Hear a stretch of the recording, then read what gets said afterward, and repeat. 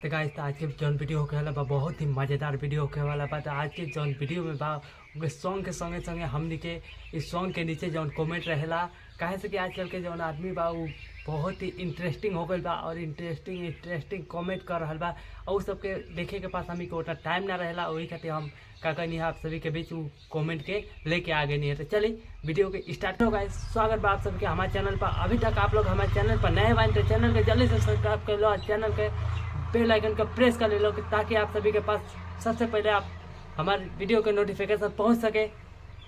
तो चलो वीडियो के गाइस आज के जौन वीडियो बा हमी के पावर स्टार पवन सिंह के एगो सॉन्ग आयल बा मॉर्निंग में जौन की काफ़ी हल्का मचा रहा बा पूरा भोजपुरी इंडस्ट्री में। और इस सॉन्ग पूरा भोजपुरी इंडस्ट्री के हिला के रख दिला बा। आ जौना के बोल बा घघरी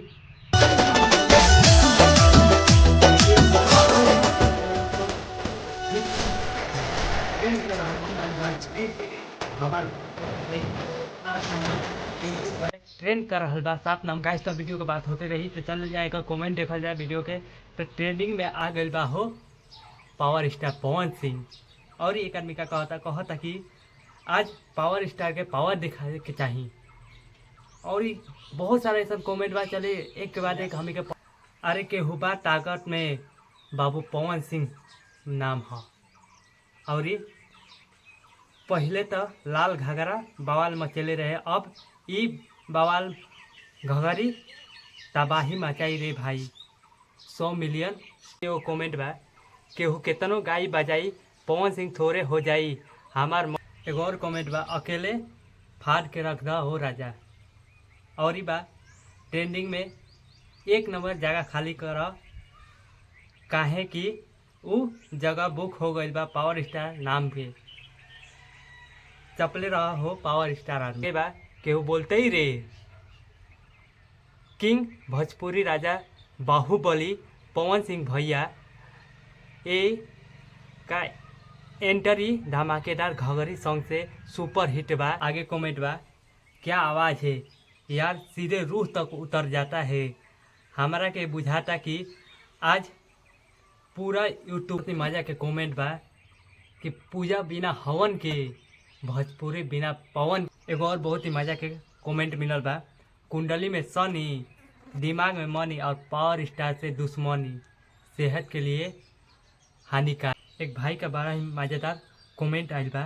मैं कभी भी उदास होता हूँ तो या परेशान होता हूँ तो पवन भैया का गाना सुनता हूँ, मैं सब कुछ भूल जाता हूँ। एक छठ का पूजा का गाना भैया गाए हैं जोरे जोरे फलवा। मैं इस गाने को जब भी सुनता हूँ आँख में आंसू निकल जाती है।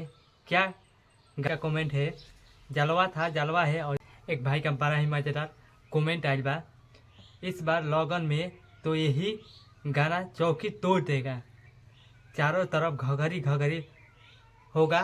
कल से जियो शेयर आपका कोई रिप्लेस नहीं है, ओनली ऑन। सारा ऐसा कमेंट बा जौन कि हमी के उतना टाइम ना रहेला कि हमी के कमेंट पढ़ल जा। वैसे ई वीडियो में आज के वीडियो में हम सारा कमेंट लेके आ गए हैं जौन कि बहुत ही इंटरेस्टिंग बा, कुछ फनी भी बा कुछ।